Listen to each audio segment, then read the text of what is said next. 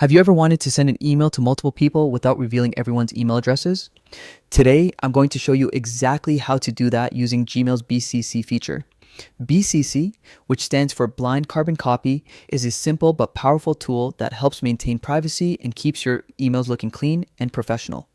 First, log into your Gmail account. On the main page, click the Compose button to start a new email.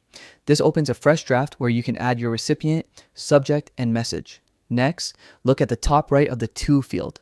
You'll see a small link labeled BCC. Click it, and a new field will appear just below the To field.